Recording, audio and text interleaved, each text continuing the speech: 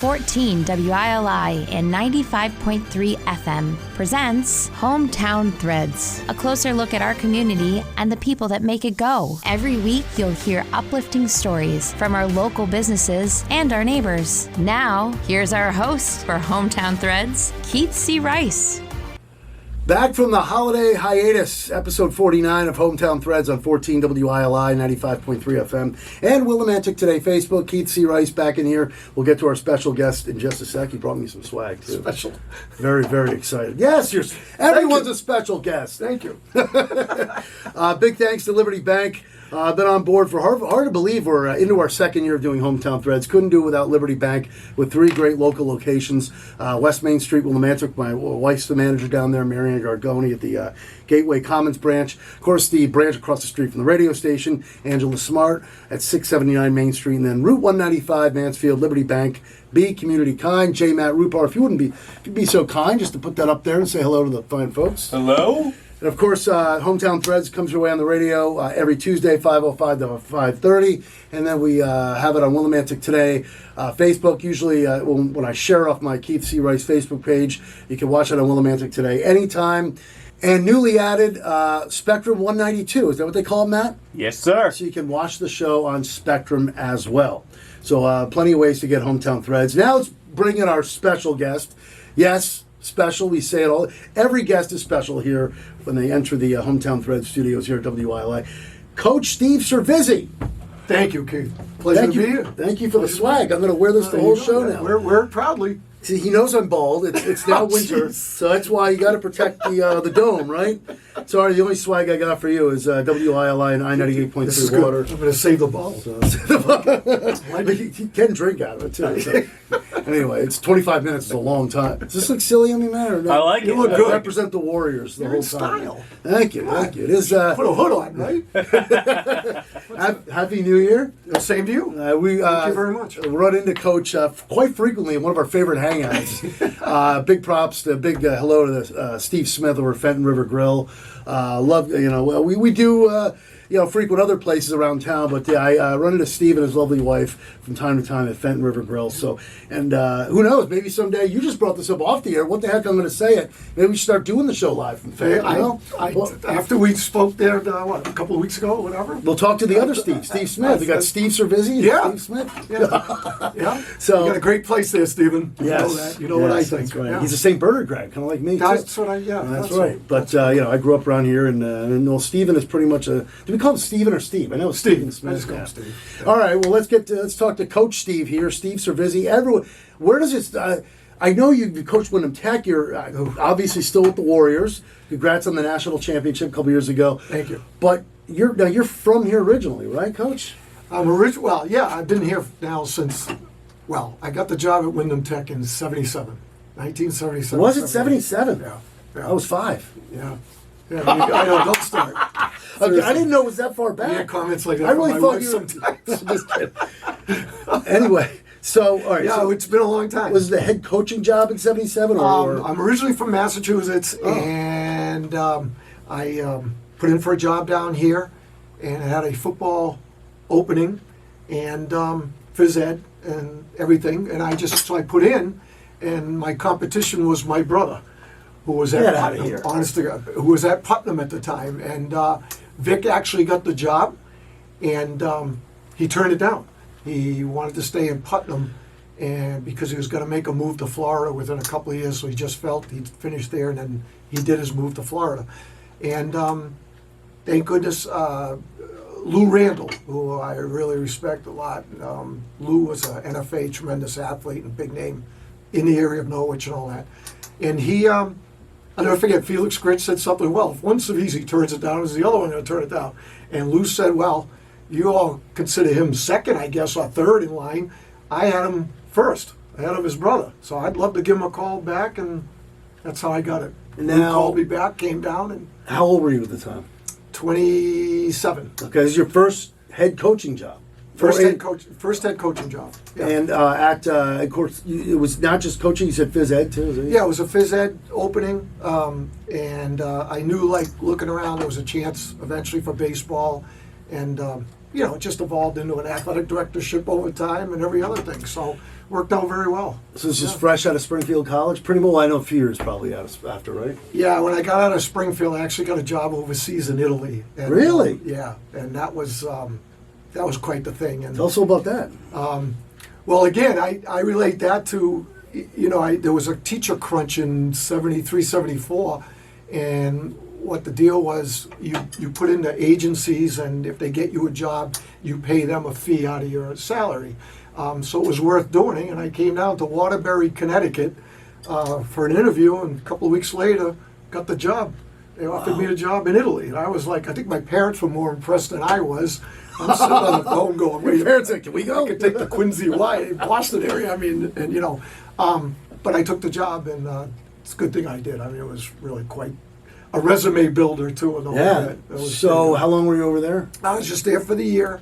It was a year contract, and again, just getting out of college and being overseas, it's great.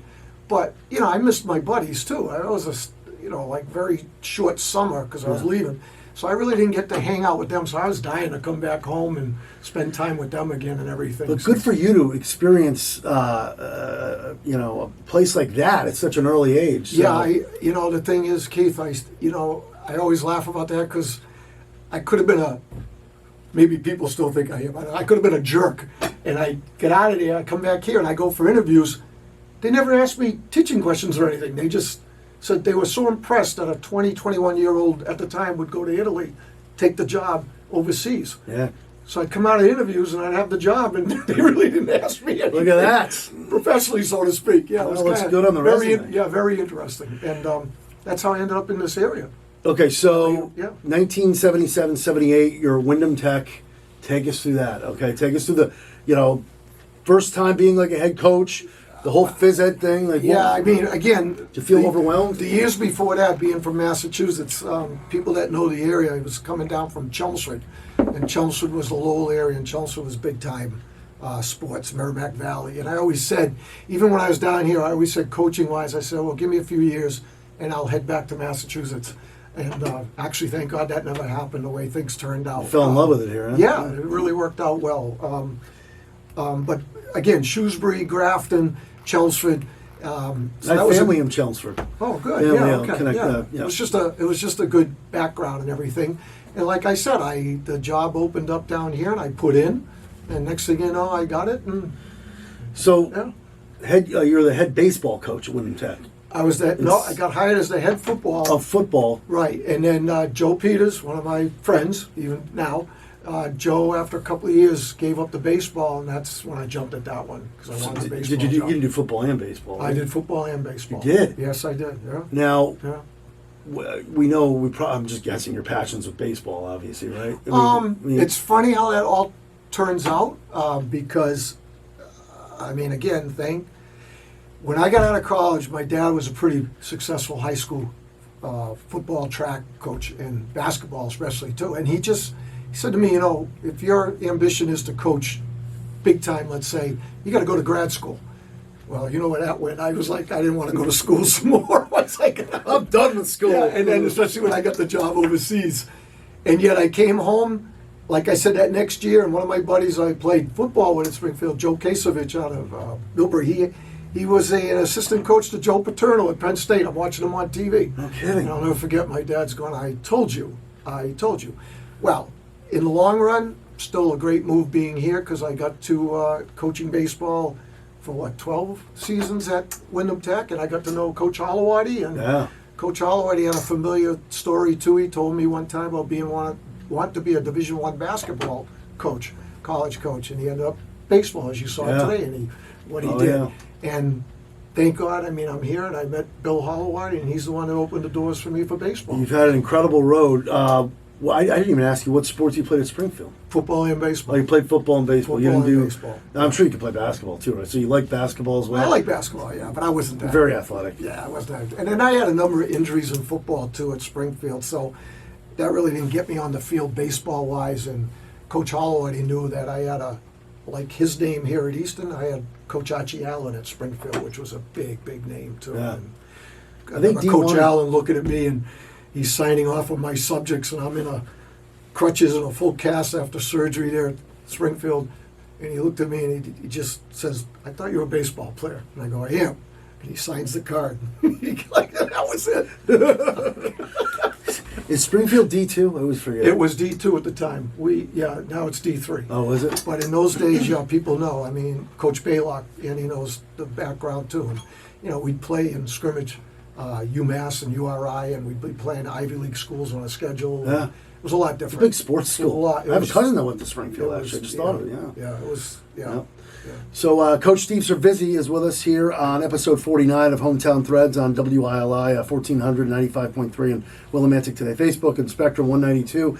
Actually, we if you saw the previous show, episode 48, we had one of your former Wyndham Tech players. I don't know if you saw that one. Yeah, I heard Jeff Grifsky.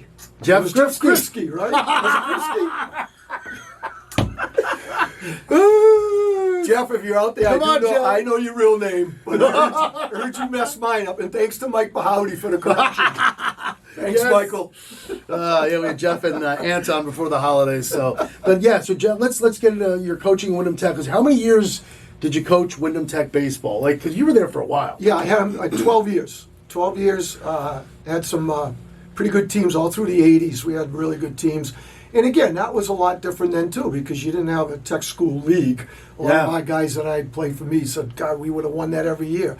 But we played the Plainfields, the Griswold, it was the QVC, and Take us through some of your Putnam, good. and then one of our close friends we were talking about, Marty Gomez. So you played lineman too. Yeah, oh yeah, and Marty Gomez comes on the scene. You and Gomez probably coached against each other. Yeah. Well, again, Lyman was a breather for us at the time. And Oh, at the time. Marty comes on the scene, and it was like, here we go. It was like another World War III, with Lyman. So, Did that turn into a little rivalry? oh yeah, You and Oh, yeah. Gomez, Wyndham Oh, Tech yeah. We lineman. had some great games. Yeah. Now, great. let me guess. This might have been around the time I went to Lyman for a couple of years. Was this like I was there, what was it, 86, 88? Was that around that time? Yeah, you I was guys going were? to say, again, through the 80s, the mid 80s, very strong. The early 80s, I think Marty just came in right around that time. I'm not Yes, sure. you're right, because he told me that story a few weeks ago. I went and caught up with him at a UConn football game. Yes. So, well, that's good. So, tell us about some of your special. I know you loved all your players. And you had some great years, but off the top of your head, did you win? How many? Did you win any championships? Any conference? The one I remember the most. Yeah, we put ourselves up there because in those days there wasn't a whole lot of respect for the tech school athletes, and but we put ourselves on the map there. And I remember somebody telling me, "Well, you're not going to beat Griswold." And I said, "I'll beat them." It took me 3 years. I beat them, and You beat them. we had some good kids, and like I said, we're in the play. I knew we had some good kids because even Coach Holloway, he asked about a couple of kids every once in a while. About We'll continuing get to your on. relationship with Holloway. I want to get into Yeah, that. so that was a compliment right there. Yeah, Like, must have been great having Coach Holloway at some of your games and watching some of these kids. Absolutely, yeah. Name some of the kids that really like a lot of the standouts. Oh, boy, we had a couple I know of- you coached a lot of kids. Yeah, early on I had Bobby Wiley and Keith Lambert. Going into the mid '80s, Dave Keeney out of Hebron, Jimmy Billings. Then we had the Bahoudis later on in the late '80s, and Chadwick, Dwayne Chadwick. I think Oh was yeah, his Dwayne name. Chadwick. Yeah. Lebanon kid. Howdy Yeah. and Chadwick went on to go play Legion ball, and Yes. I used to. That's Yes. around the time I was hanging out with those guys. And Yeah. Gottlieb. Yeah, I had You got Billy Gottlieb. Interesting story with Billy too, because I'll never forget. Coach Holloway helped me with this. I did not have a legit catcher all of a sudden, and that next season we were starting with Coach Holloway. He said, "Take your next best infielder, and hopefully you convince him to convert to catching." And it was Bill Gottlieb, and Bill Get Gottlieb out. became all league for me and everything. Well, I got. Billy was a very good player. I For don't know me. what he told me. He's out in Vegas now, so hopefully maybe he watches us on Facebook. But I got to tell you, Oh. this comes up a lot frequently. I've had a lot of Willimantic Little League and coaches in here and all that. Yeah. And I always bring up the Bill Gottlieb story because Yeah. I was on his. It was the 1984 Willimantic Championship Series. medical pharmacy against Pulaski, and I'm sure you must have heard this story, where Bill Gottlieb hit the walk-off homer, and it was a tremendous best of three. And I don't think that ball's landed on the Wyndham Road yet. And I was on first base, representing the tying run, and I can still see in the paper, I get goosebumps. We all jumped over Gottlieb at home plate. And that, just anyway, it's my Bill Gottlieb story. I knew he was a Tech guy. And Behouty went on to, make headlines too. I mean, who was better, Behouty or Gottlieb? I don't mean to put you on the spot. But as far as when you, at Wyndham Tech. At Wyndham Tech, I would say Mike had more potential. Okay. Mike really had a upside. Really did. I'm gonna mention too. I can't go without mentioning these two kids too: Jose Alvarado and Steve Gonzalez. Sure. And we got Phil Jenkins with that because somebody said, "Boy, you did a good job recruiting." I had Jenkins as a freshman. Did Kirk play for you too? No. Phil was the one that came to Tech, and then he transferred back over to Wyndham. Okay. Which was for him the best thing to do at the time. So Phil, I forgot. Phil was the older Jenkins, right? Yeah, I had those three, and it was wow. Yeah, it was pretty. So you had some loaded teams. Well, we had some good teams. And I still remember John Schiffner, a good buddy of mine, coach at Plainfield, and we're playing Turtle Lot in the first round of the QVC playoff, and they tried to sneak by with a second or third pitcher, and we buried them in the first inning. And Johnson behind me going, thanks, because we got them out of there. We had wars. We really did. We had some great games with Griswold. Norwich Tech was another one that came on the scene as a Tech school. They had the Kovaluk brothers. I want to say they ended up in racing. Big names in racing. Oh, yeah. Those two kids. Again, there was some great pitching. Some of my buddies I taught, I'll never forget. Because you're a pitcher, right? I have pitching background, yeah. But I always wanted to hit. I didn't want to just be resigned to pitching. One of my site directors said to me one time after watching us warm up for a tournament, he goes, "I'm giving you the Coach of the Year award now because I can't believe you got this far." And I said, "Charlie, with the pitchers we have, if they hit us, that's what you will see. If our pitchers dominate, we'll look like $1 million." And those guys were guys like Chadwick. Earlier was gone. Chadwick was a good pitcher, yeah. Good. No, a couple of Stafford kids, Ziember and Kessler. Rich Ziember and Stevie Kessler. I always forget, and I know Steve Gonzalez, I think he's around my age, and he was a tremendous athlete. Yep. And I think I still see him up at Stop and Shop every now and then. Probably, He still works up there. Absolutely. Hello to Steve. He comes across his show. Nice lefty, yep. He was one of your pitchers then, right? Yes. He was a pitcher? Yeah. Good bat, too? Good bat, yeah. Okay. Just a solid all-around player. Stevie and I, it's like father and son. And I still remember coming back. He was playing JV. As a sophomore, my JV coach looked at me. He goes, "You got to bring him up to the varsity." And I said, "He's just a little guy. It takes him all day long to get." Was he a little guy? Yeah, he was small. I know. You see him today. To take him all day to get down the first baseline. And then junior year, he was my quarterback in football. Was he really? Oh, he grew. Was he better in football than baseball? His best was baseball. Okay. But he was pretty solid in both. And he was a basketball kid. And a basketball kid. I didn't All know of he them played. were. They played 3 sports. Yeah. All those kids, yeah. Wow. So those were good memories. Now, before we jump to Eastern and all that, also, I think you're a legend in the Twilight League, weren't? Did you? No. You're a legendary Twilight League, but come on now. I'm pretty sure people have told me. No, I was asked to play. One of my good friends was Paul Noheimer. Oh, I know Coach Noheimer, yeah. And again, way back, I lost my wife at an early age. She had cancer, and she passed away. And I remember guys trying to get me involved. And I was going to play Twilight, but I couldn't with the kids. I was left with 3 small kids, and to try to play Twilight for 2.5, 3 hours and concentrate, I said, "No, I can't do it. I can't do this. I just can't do it." So I ended up playing softball. I kept saying, "All right, I'll play softball." It was quick. Kids were down. So that worked out. Yeah. So that's how I made a lot of friendships. Legendary softball player. No, not a legendary. No, that was down at Rec Park too, right? Yeah. Okay. Yeah. I know Twilight was down there. And okay, so what year did you leave Tech? It was 1990. 1990. Coach Holloway asked me, "It's time for you to come up here. Let's go." And I said, so he recruited you. Oh yeah, all right. Yeah. He was just. That's why I just think the world of Coach Holloway. He's the one that gave me the shot. And you must have been. Take us through that. Well, again, I worked with him at camps and stuff, and I actually got to know Bill Decker real well, who I ended up coaching at Trinity with. Wow. Down the road. So all those baseball's just a great to make connections. Yeah, fraternity. It's just tremendous how many friends and different things and even now. I mean, I'm in Aruba 2 summers ago, and one of my former Easton players, Bunty Ray, who coached at Bristol, is walking by with a golf club. Coach Cervisi, how you doing? Wow. Wow. My how about wife's that? going, here we go, even in Aruba. All right, we got to get into Easter. We're running short on time here. I told Okay. you 25 minutes goes like that. Yes. So give us, first of all, take us through getting brought in by Holowati, and then, sorry, Matt, might go a tad Yeah, over. so anyway. And then into the national championship. So I said, let me finish out with this team, and it's a senior team. And we went to the States again and all that. We had a good run going to the States every year. Then I went up, and Coach Holowati's tapping his ring on the table because they won. I said, I we'll consider get, doing that. we'll get another one. So the first 6 years I was there, took time off because my son Mike, my daughter Kristen, and Stevie, they're all playing up at E.O. Smith, so I felt I got to watch them play. And Bill Decker showed up with Trinity playing Eastern. He said to Coach Holloway, where's Steve? And Coach told him, he said, coming back? He said, I think so. But then Coach Decker called me, and we talked. I said, I'm going to Trinity. I'm still teaching in the area. And he said, schedule-wise, it will work out better because we don't have lights or anything, and it's 4:15 practices. It's not like, different times and all that.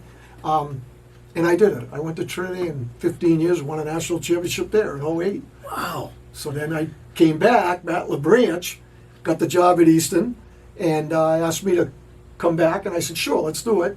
And then Brian Ham, and then we win the national championship with that That's group. right. And now I'm with Odie, Mike, the head guy. And, So glad you're still coaching. You're bringing your championship rings in. Come on, where's the bling? Where's the bling, Coach? Coach Reed, a good friend of mine, he's got a few more than I do. We got to get him in. Yeah, Coach Reed. My forte is I got two different ones. He hasn't got that many more than you, right? Or- He's got Well, Eastern has what, five? five? All right, so he was there for all five. Wait, is Coach Reed still there too? Yeah, he's still Lenny's with us. there. Still No, with I us. mean still coaching too. Yeah, Yeah, still coaching. Yeah, because I just bumped into him on the third Thursday a Yes. couple years ago. Yes. Oh, tremendous guy. Yeah. As yourself. Before we let you go, we got 1 minute. I don't want to shake your hand because he knows it's not over. Thank you for the swag, by the way. In our closing minute, any people you'd like to thank throughout this journey? Any shout outs you want to give? Coach Steve Cervisi. Well, again, I'm very fond. Like, thank God I got the job at Wyndham Tech, and Charlie Wilt and Felix Richardson want to say more about Charlie. I thank the world.